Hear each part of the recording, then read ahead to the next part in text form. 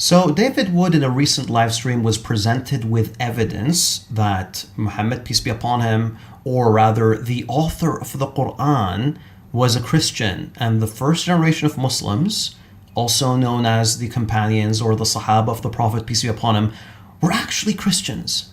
And this is what he had to say. Yeah, I think it's entirely plausible to say that Islam began as a cult, as a Christian cult. Now, subhanAllah, this is actually a proof of prophethood, as I'll soon explain, and I'll be giving you guys two gifts later on in this video. But do you know what caused David Wood to be open to the idea that Muhammad, peace be upon him, and his companions were Christians? You asked me excellent question. So I'm going to be providing you guys with a bit of context as to how this occurred in the conversation. And this is actually quite important for you to get an idea of what exactly is going on here and how this can be used as proof for Islam. And it seems quite clear that the Quran in many places uses the same style of phrase. Like one of them, for example, is the camel going through the eye of the needle. That's in our Gospels, and it's also in the Quran. And it's a very particular and peculiar phrase, and that's why we can be quite confident, according to Gabriel Reynolds and others, that the Quran is actually addressing Matthew, Mark, Luke, and John, because it seems to borrow turns of phrase from them.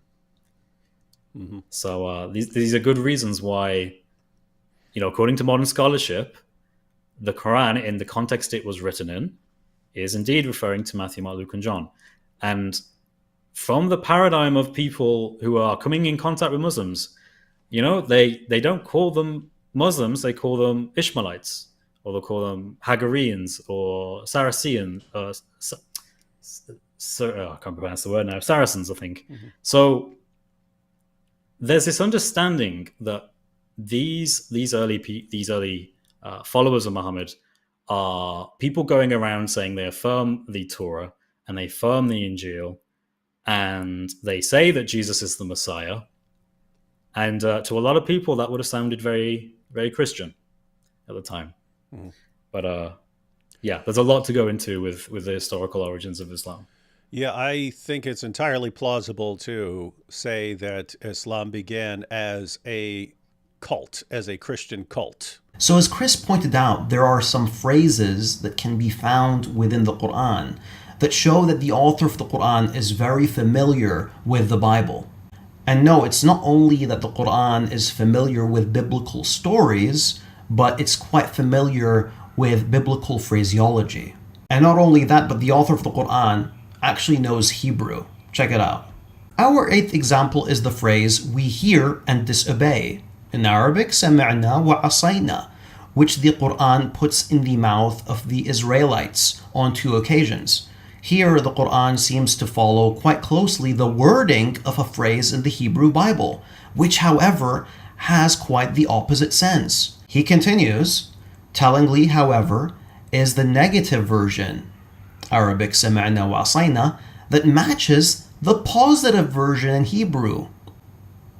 وَشَمَعْنُ وَعَصِينُ. Here we have one of the relatively rare cases where Hebrew phraseology seems to have influenced the Arabic text of the Quran. So basically what's happening here is the Quran is taking a Hebrew phrase and Arabizing the term. Not translating it, but Arabizing it in order to give it the opposite meaning.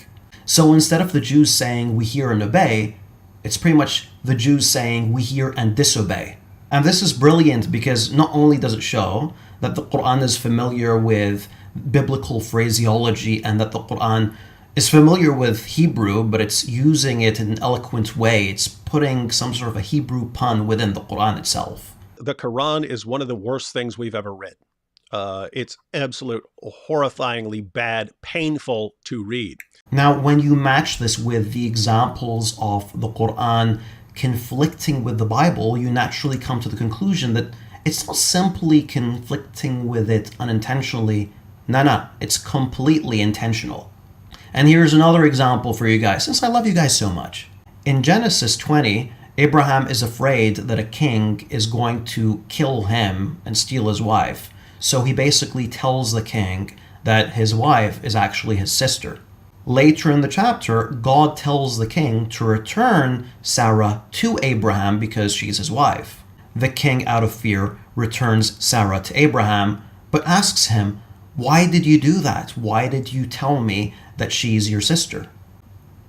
Abraham says, "I said to myself, there is surely no fear of God in this place, and they will kill me because of my wife. Besides, she really is my sister, the daughter of my father, though not of my mother, and she became my wife." Okay? So there you go, Christians. Abraham, according to the Bible, of course, is a friend of God, Isaiah 41, but here he's someone who's committing incest by being married to his sister. So Christians, how exactly do you get out of this one? You get out of this one by accepting that Muhammad, peace be upon him, was a messenger of God, because he corrects this in the hadith where he points out that Abraham, peace be upon him, actually lied. But hey, if you Christians want to believe that Abraham was committing incest, then, go ahead. Now, the weird thing is that Muhammad, peace be upon him, in this hadith is correcting this blasphemy against a friend of God, a righteous man, a prophet from God, and for some reason you're going to have some goofballs claiming that this was done accidentally. Why? They're saying it right here. It's in Hebrew. He doesn't understand it. His companions don't understand it.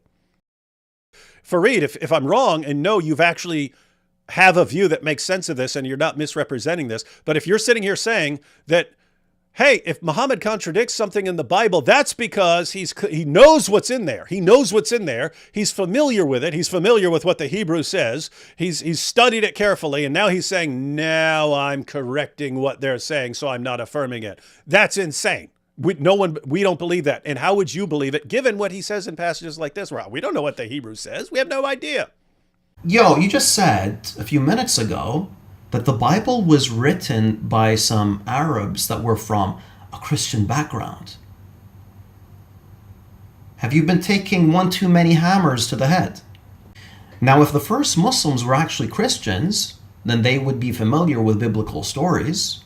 And of course, as I've shown in this video, they actually knew Hebrew, or at least the author of the Quran did. When Muhammad, peace be upon him, provides information that conflicts with the Bible, and he exonerates a prophet of God, Abraham, from this filth that you have, which is incest, then he's not just simply conflicting with it, but no, he's correcting the information within. So you can't have it both ways, Dr. David Wood. You can't claim that Muhammad, peace be upon him, is from some sort of Christian background while being familiar with Christian turns of phrase, and then accidentally correcting the Bible. But of course, as a Muslim, I do have a solution to this problem. Muhammad, peace be upon him, definitely, I agree with you, he did not know Hebrew.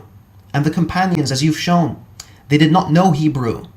However, Allah subhanahu wa ta'ala, Allah in all his wisdom, Allah, the all-knowing, knows Hebrew. He knows what's in the Bible, and he corrects the Bible. But hey, keep believing that Abraham committed incestuous intercourse, and keep believing that God came in the form of a man, and keep playing dress up with your atheist pet who actually believes that that man was the most successful deceiver in the history of humankind. Oh, and by the way, if the Quran is actually correcting the Bible, then there goes your ridiculous Islamic dilemma argument. For more examples of the Quran correcting the Bible, do check out Jake's video on the subject. And to the rest of you guys, Assalamu alaikum wa rahmatullahi wa barakatuh.